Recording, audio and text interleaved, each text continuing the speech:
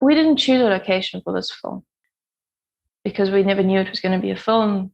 This is just what Craig does and what the Sea Change Project does. We live in Cape Town, so we dive in Cape Town.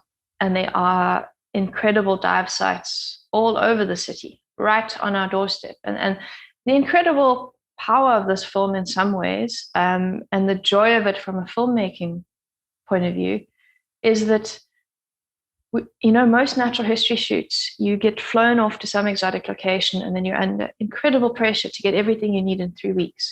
When you live and work in your home, you can be very picky about exactly the shot that you want. You can wait for the best visibility, you can wait for the scariest storms.